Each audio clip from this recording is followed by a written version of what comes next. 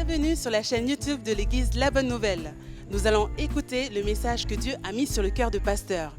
Soyez bénis et bonne écoute.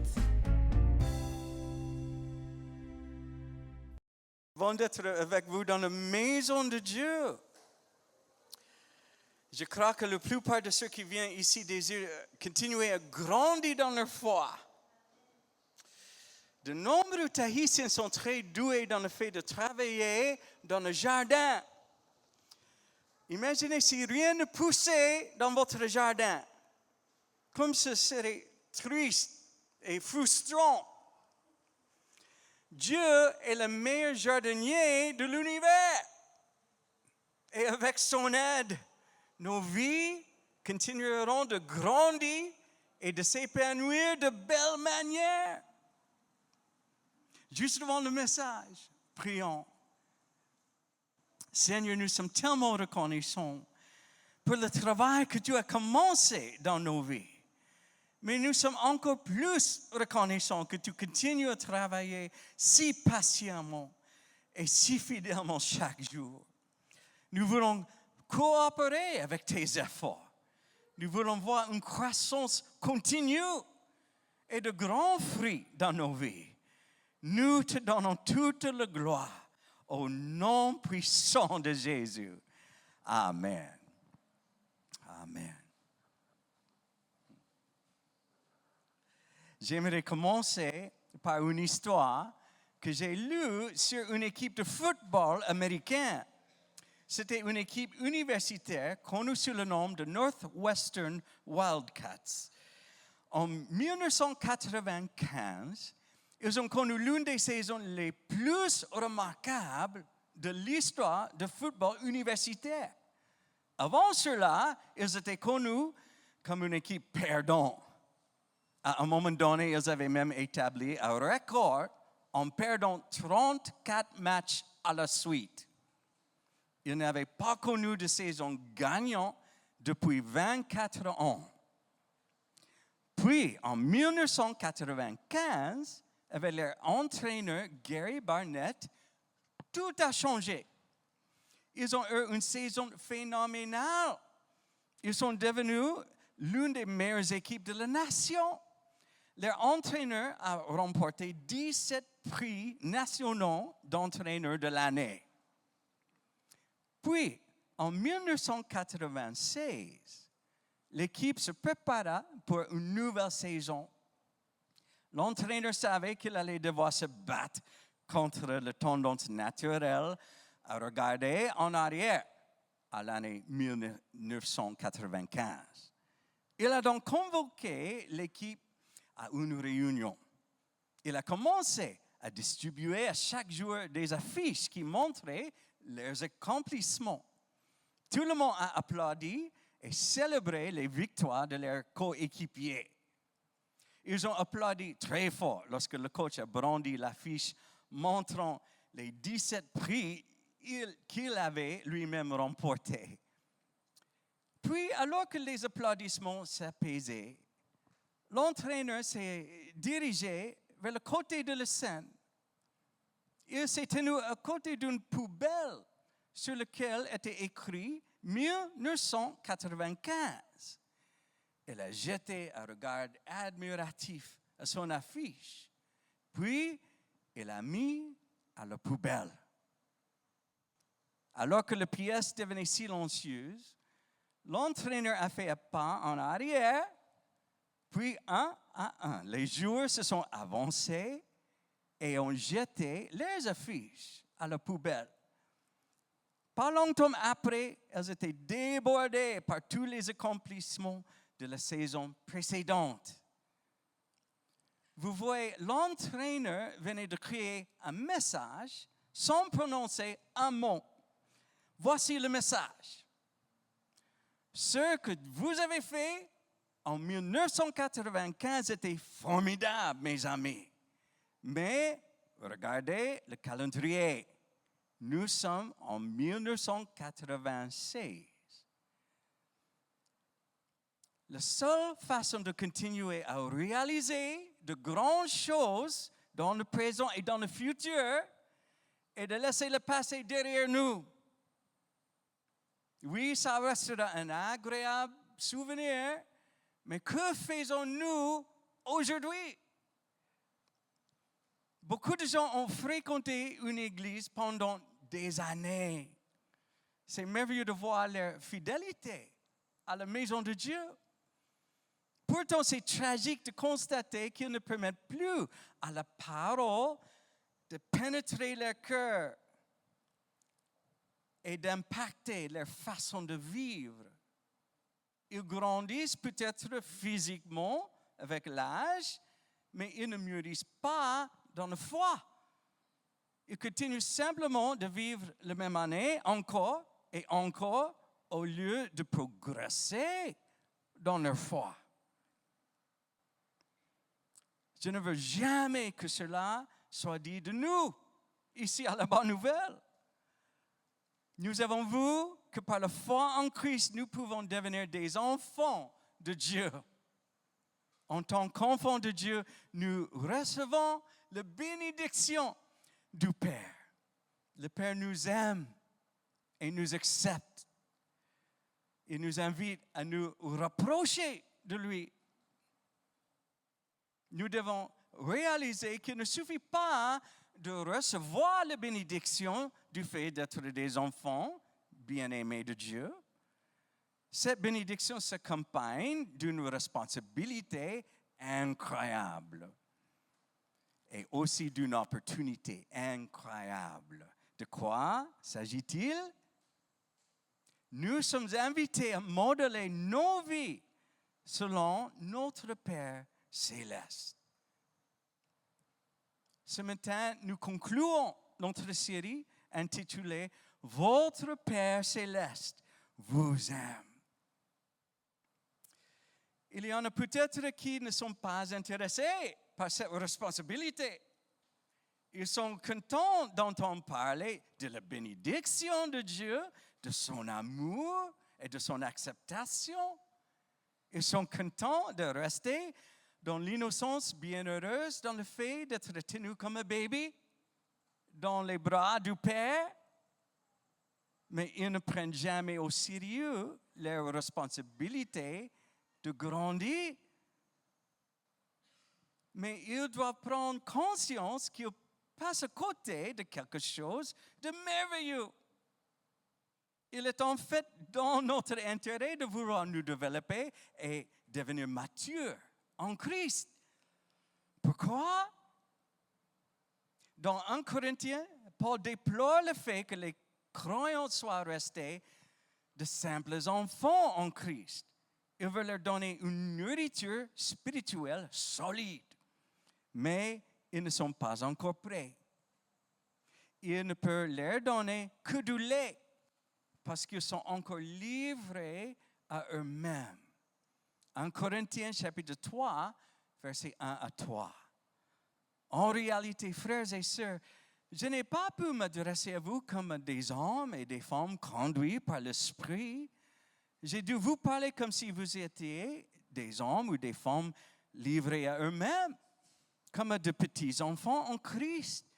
C'est pourquoi je vous ai donné du lait et non de la nourriture solide, car vous n'auriez pas pu l'assimiler alors. Et même aujourd'hui, vous êtes encore incapables de la supporter parce que vous êtes comme des hommes et des femmes livrés à eux-mêmes.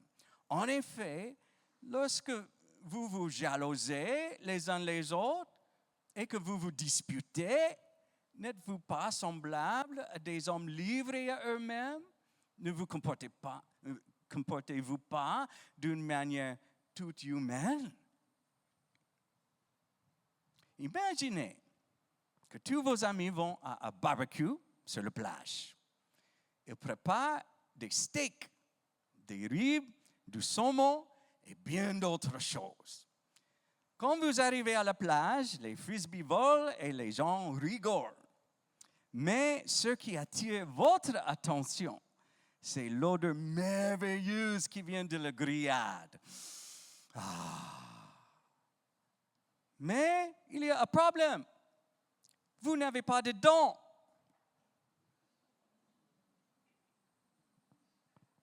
Comment est-ce que nous pouvons manger du steak sans dents?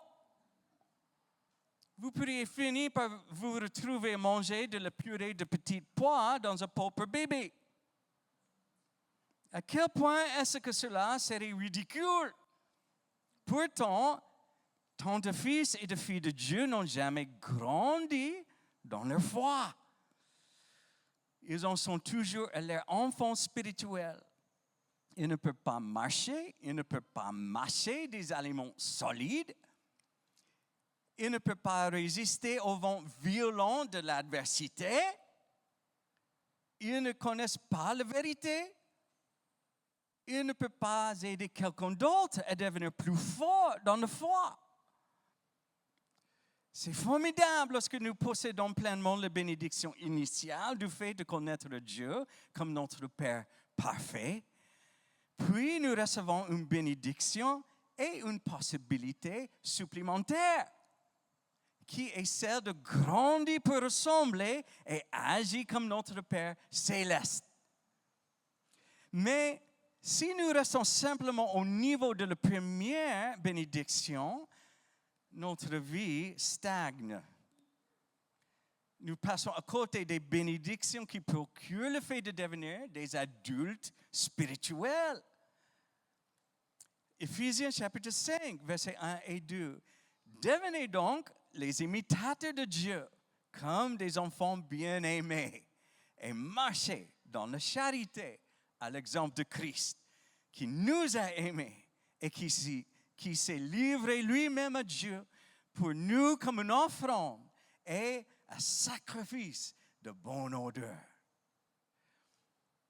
Devenez donc les imitateurs de Dieu. Permettez simplement à ces paroles de rentrer en vous.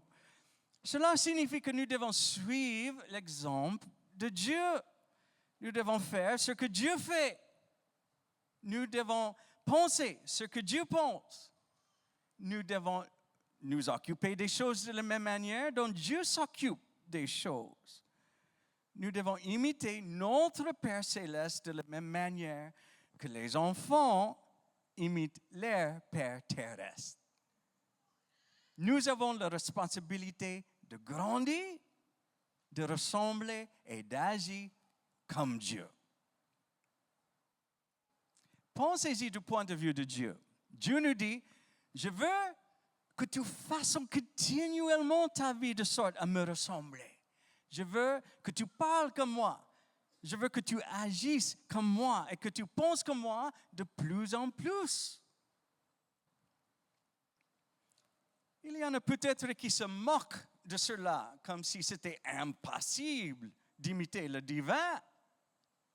Mais imiter Dieu n'est pas hors de notre portée. Dieu n'est pas en train de raconter une sorte de blague cruelle. Il n'est pas en train de nous lancer un énorme défi que nous ne pourrons jamais relever, tout en se moquant de nous. Non, Dieu a quelque chose de bien plus grand à l'esprit. Regardez à nouveau attentivement le verset 2. Dieu dit, et marchez dans la charité, à l'exemple de Christ, qui nous a aimés. Remarquez la progression. Nous commençons notre croissance spirituelle en prenant conscience que nous sommes des enfants bien-aimés. Ensuite, nous partons de là et vivons une vie d'amour. Et il ne s'agit pas juste de faux amour ou d'un amour mondain. Nous nous mettons à aimer de la même manière que Christ nous a aimés. Être modelé selon Dieu n'est pas basé sur notre comportement. Il base le fondement de notre changement spirituel sur notre identité d'enfant bien-aimé de Dieu. Donc, nous devons vivre une vie d'amour tout comme Christ nous a aimés. Cela signifie que nous devons imiter Dieu en faisant ce que Jésus a fait. Nous ne devenons pas purs en décidant un jour d'avoir l'air ultra religieux. Nous ne commençons pas à jouer un rôle avec ceux que nous pensons être plus spirituels. Là, il s'agit plus d'ego. Personne n'est intéressé par un faux spectacle. Nous commençons à imiter Dieu en prenant conscience que nous sommes spirituellement nés dans une nouvelle relation avec Dieu. Une relation où nous savons que nous sommes les enfants bien-aimés de Dieu. De là, nous regardons à Jésus. Nous vivons une vie d'amour tout comme Jésus nous aime. Et après avoir reçu son amour, nous cherchons à refléter cet amour envers les autres. Modeler notre vie selon Dieu en aimant les autres est au cœur de la maturité spirituelle. Colossiens chapitre 3, verset 14. Et par-dessus tout cela, revêtez-vous de l'amour qui est le lien par excellence. Cela montre à quel point nous avons besoin de prendre l'amour presque comme s'il s'agissait de blousons à porter. C'est de blousons que nous devons toujours porter. Je sais que nous vivons à Tahiti. Nous n'avons pas souvent besoin de blousons ici. Il y a environ un an et demi, j'ai acheté un blouson en Californie. Je ne l'ai pas porté une seule fois ici l'année dernière. Mais nous devons porter notre blouson d'amour chaque jour. Il est pour le bureau. Il est pour l'école. Nous devrions le porter chaque jour et le week-end. Nous pouvons même le porter lorsque nous dormons. Nous pouvons le porter lorsque nous sommes en célébration. Nous pouvons le porter lorsque nous faisons du sport. Nous pouvons le porter à notre mariage. Le vêtement de l'amour est multi-usage et il doit être porté tous les jours. Imaginez qu'il y ait quelqu'un dans votre vie qui soit vraiment difficile à aimer. Si vous ne connaissez pas Dieu, il est alors facile de mettre cette personne de côté. Vous concluez que cette personne est une imbécile. Que vous soyez poli ou pas avec elle, vous ne vous sentez pas responsable d'aimer un imbécile. Si vous êtes un disciple de Jésus, pourtant, alors vous êtes appelé à aimer cette personne. Et cet appel peut sembler difficile à vivre. La clé de la maturité n'est pas de faire l'effort tout seul et de nous efforcer d'aimer cette personne. La clé est de nous rappeler notre nouvelle identité d'enfant bien-aimé de Dieu. Ensuite, nous poursuivons à partir de là. Dieu nous a aimés le premier, même si nous ne le méritons pas. Il nous a aimés alors que nous agissons comme des imbéciles. Et parce que nous sommes aimés de Dieu, nous pouvons laisser l'amour de Dieu couler à travers nous et sortir de nous vers cette personne difficile dans notre vie. Nous n'allons pas stocker l'amour de Dieu. Nous allons le partager avec les autres. Lorsque nous le faisons, de bonnes choses commencent à se produire à la fois en nous et chez les personnes difficiles dans notre vie. Est-ce que vous m'entendez aujourd'hui? Je sais que les églises parlent tout le temps d'amour. Certains pourraient penser, l'amour, l'amour, l'amour, c'est tout ce dont ils parlent. Mais c'est vital. Plus je vieillis, plus je suis convaincu que l'amour est absolument vital dans nos vies. Quels sont les 2 commandements les plus importants selon Jésus? aimer Dieu et aimer les autres. Si nous n'arrivons pas à faire correctement les deux choses les plus importantes, pourquoi devrions-nous passer à un autre sujet?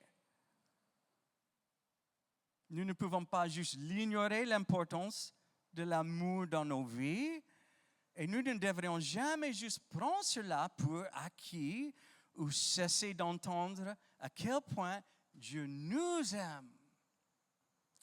Être aimé de Dieu et l'aimer en retour est vital.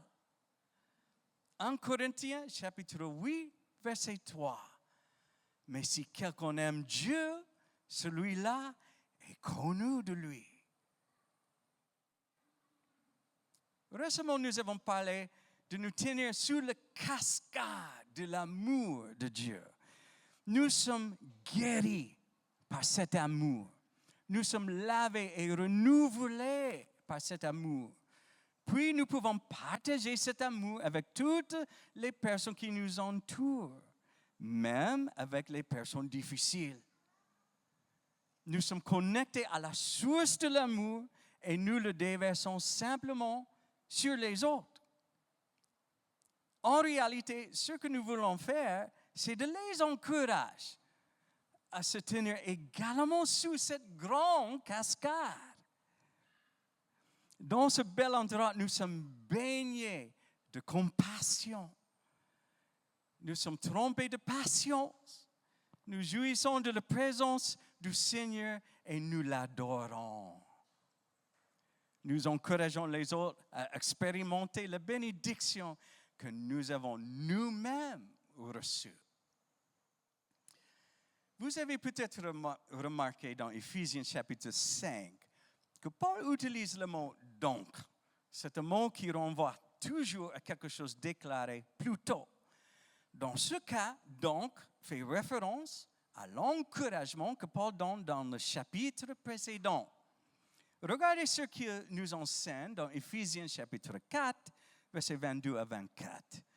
Cela consiste à vous débarrasser de votre ancienne manière de vivre, celle de l'homme que vous étiez autrefois et qui se corrompait en suivant ses désirs trompeurs, à être renouvelé quant à votre esprit et votre intelligence, et à vous revêtir de l'homme nouveau, créé conformément à la pensée de Dieu pour être juste et saint, conformément à la vérité.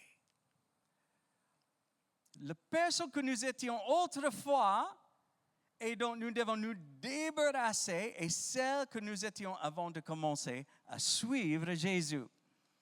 Notre ancien nous poursuit en fait la destruction. Il aime être égoïste, rempli de convoitise, impatient, mais rempli de rage. L'ancien nous est guidé par nos désirs terrestres. Ces désirs promettent faussement de nous conduire vers le bien. Mais en réalité, ils nous conduisent vers le mal. Donc, c'est comme si Paul disait, « Hey, vous voulez devenir mature? Alors vous devez réaliser que vous avez une nouvelle identité. Vous êtes maintenant des enfants bien-aimés de Dieu. Débarrassez-vous de votre ancienne identité, celle qui vous a blessé. Commencez à vivre selon votre nouvelle identité. Votre nouveau vous est créé pour imiter Dieu dans sa justice, sa sainteté et sa compassion. C'est incroyable ce que nous venons de voir au verset 24.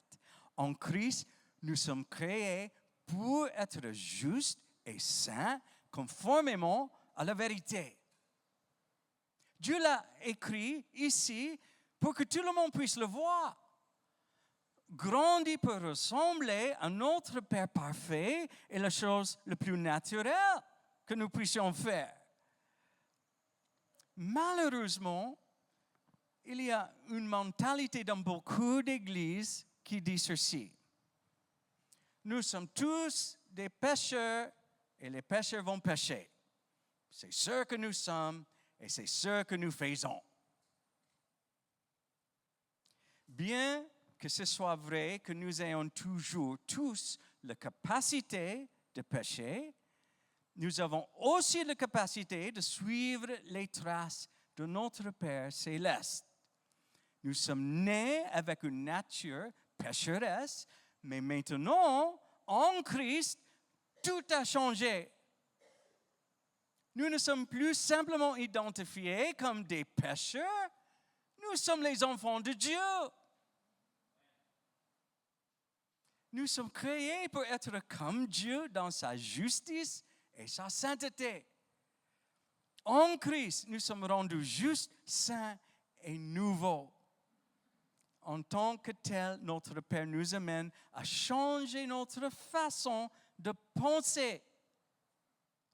Nous devons nous débarrasser de l'ancien et revêtir le nouveau. Vivre de cette nouvelle façon est notre opportunité et notre responsabilité. C'est ainsi que nous grandissons pour que nous puissions arrêter de manger de la purée de petits pois et commencer à manger de délicieux steaks juteux.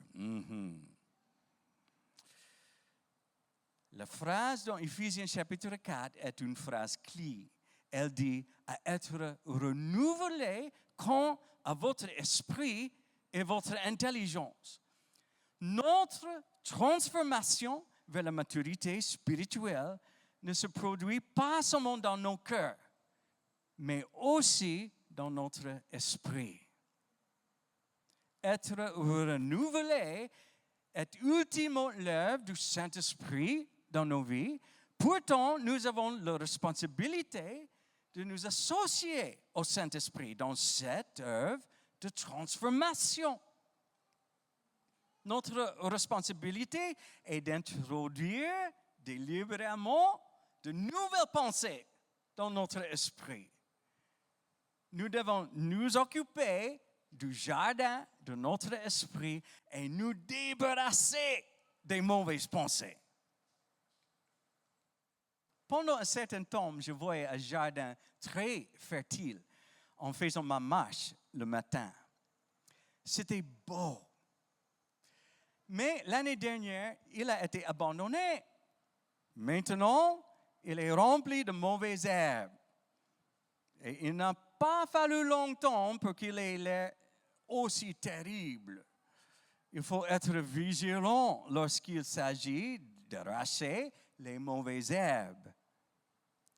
La même chose est vraie concernant les pensées mauvaises et négatives. Trop souvent, nous ne les prenons pas au sérieux. Nous leur permettons non seulement d'entrer en nous, mais aussi de grandir et de se propager. Bientôt, nous sommes submergés et vaincus. Mais la Bible nous demande d'être vigilants quant à nos pensées. 2 Corinthiens, chapitre 10, verset 5. Nous renversons les raisonnements et toute hauteur qui s'élève contre la connaissance de Dieu. Et nous amenons toute pensée captive à l'obéissance de Christ. Toute pensée. En Pierre, chapitre 1, verset 13. C'est pourquoi tenez votre esprit en éveil et faites preuve de modération. Mettez toute votre espérance dans la grâce qui vous sera accordée le jour où Jésus-Christ apparaîtra. Et aussi, Philippiens chapitre 4, verset 8. Oh, reste frère, que tout ce qui est vrai, que tout ce qui est honorable, tout ce qui est juste, tout ce qui est pur, tout ce qui est aimable, tout ce qui mérite l'approbation, ce qui est vertueux et digne de louange, soit l'objet de vos pensées.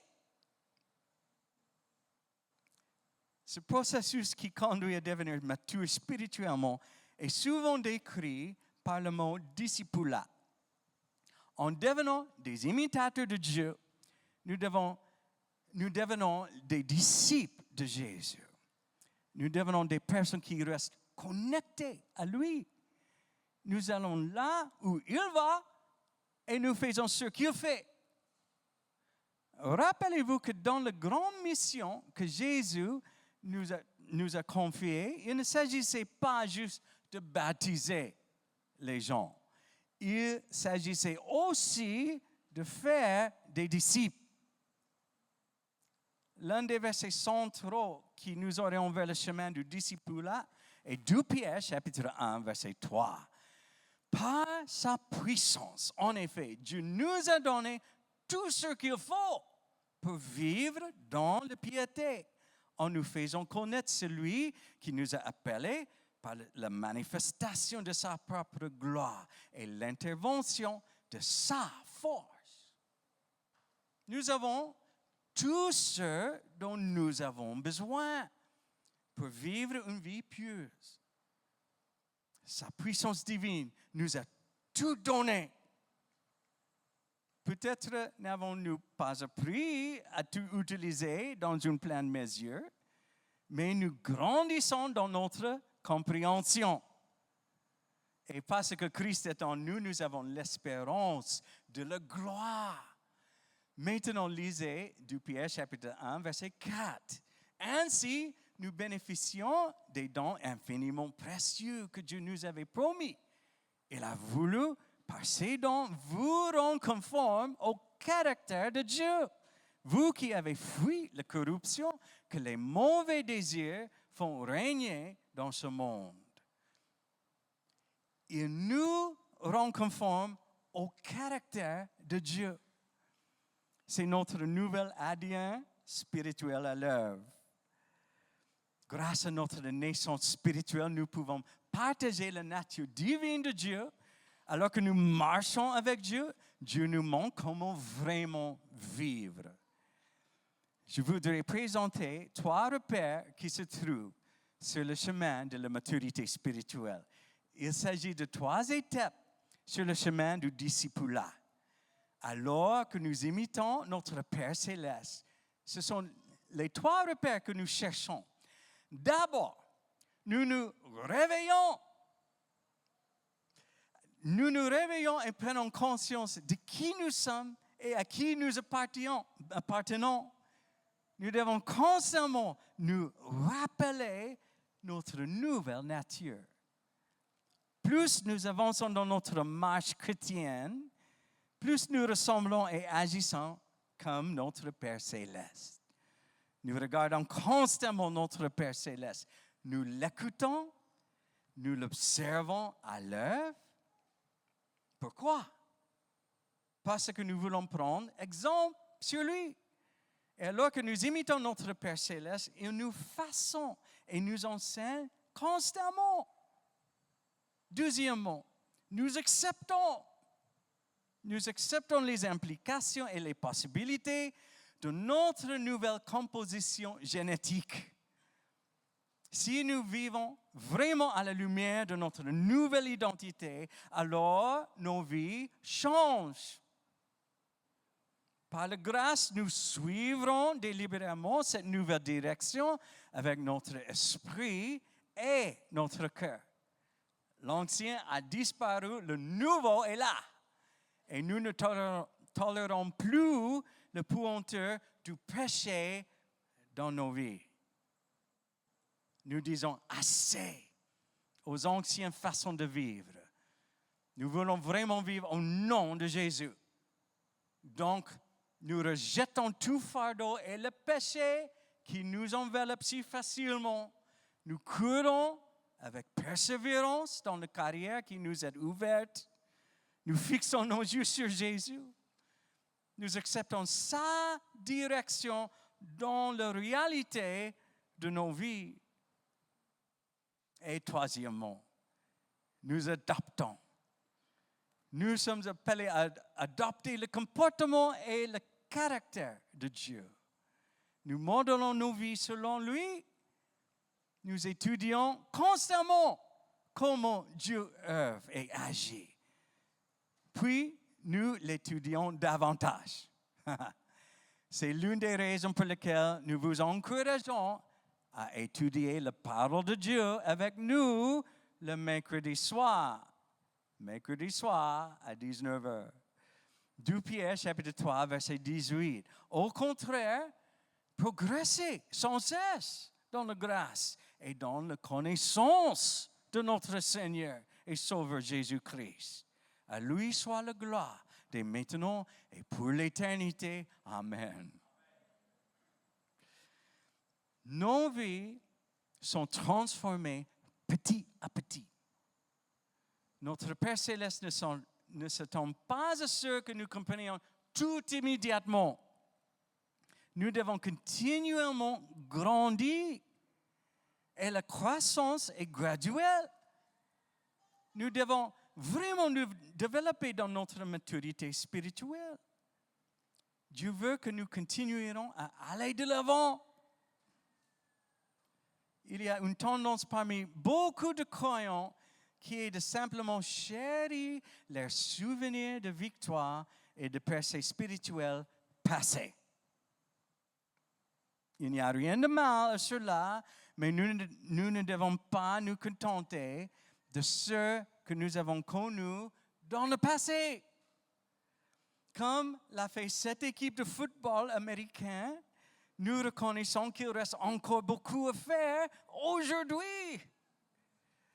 Dieu nous appelle à persévérer afin que nous soyons parfaits et accomplis sans faillir en rien. Mais il s'agit de processus graduels. Nous observons, nous pratiquons, nous faisons des erreurs, nous nous levons et continuons. Notre Père Céleste nous apprend à découvrir qui nous sommes en lui. Le processus commence à notre nouvelle naissance, puis petit à petit, nous grandissons et devenons semblables à Dieu. Son cœur est pour vous. Il vous encourage. Chaque jour, vous ressemblez davantage à votre Père Céleste. J'aimerais que les musiciens reviennent. Permettez-moi de vous demander, que voulez-vous manger au barbecue à la plage? Oui. Voulez-vous du steak ou de la nourriture pour bébé? Quand nous étions petits, la nourriture pour bébé était excellente. Mais maintenant, Dieu a bien plus pour nous que cela. Il ne veut pas que nous restions coincés dans notre passé. Il veut que nous continuerons à grandir. Il y a beaucoup de choses qu'il désire que nous apprenions et expérimentions. Nous devons nous réveiller et prendre conscience que nous sommes ses enfants. Nous devons accepter que nos vies vont changer. Nous nous détournons du péché parce que le péché nous détruit. Et maintenant, nous adoptons le comportement et le caractère de Dieu.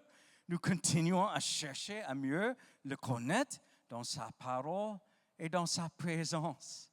Alors que nous continuons à grandir, nous ressemblerons de plus en plus à notre Père Céleste. S'il vous plaît, inclinez la tête et fermez les yeux. Il se peut qu'à un moment donné, vous grandissiez dans votre foi. Vous faisiez quelques pas vers la maturité spirituelle, mais vous avez perdu votre élan. Vous avez commencé à regarder en arrière plus qu'en avant. Les victoires passées sont merveilleuses. Nous devrions tous les chérir. Cependant, Dieu a encore bien d'autres choses qu'il veut que nous apprenions et expérimentions. Il veut faire quelque chose de nouveau dans nos vies. Il veut continuer à façonner la personne que nous sommes afin qu'elle lui ressemble. Il veut nous aider à remplacer les pensées destructrices et les mensonges par sa vérité. Il veut que nous aimions même les personnes difficiles. Il veut que l'amour dont il nous comble déborde sur les autres. Il veut que nous soyons une lumière dans les endroits sombres. Il veut que nous vivions comme Jésus avec eux. Nous sommes ses enfants et il veut que nous devenions matures et forts. Il est temps d'être passionnés à propos du fait de prendre de nouvelles choses et de célébrer les nouvelles percées dans nos vies. Si tel est votre désir et votre engagement, voudriez-vous lever la main? Merci Seigneur. Merci Seigneur. Prions. Ô notre Père Céleste, nous t'aimons. Nous sommes très reconnaissants de nous avoir fait passer de la mort à la vie. Nous étions des orphelins et tu nous as amenés dans ta famille. Tu ne nous as pas simplement adoptés, tu nous élèves pour que nous soyons spirituellement matures et forts. Nous sommes conscients que nous ne pouvons pas y parvenir seuls. Alors nous te chercherons avec passion. Nous lirons et étudierons ta parole. Nous te chercherons dans la prière. Ouvre nos yeux face aux nouvelles choses que tu désires nous apprendre. Continue à nous rendre conformes à ton image. Accomplis des percées spirituelles dans nos vies. Conduis ton peuple cette année afin qu'ils expérimentent des victoires spirituelles dans leur vie. Nous te donnons toute la gloire et toute la louange au nom de Jésus. Amen. Merci d'avoir suivi le message. Nous vous invitons à nous rejoindre en présentiel. Pour plus d'informations, je vous invite à cliquer sur le lien mis en descriptif de cette vidéo. N'hésitez pas à mettre un like et à vous abonner. À bientôt à l'Église La Bonne Nouvelle.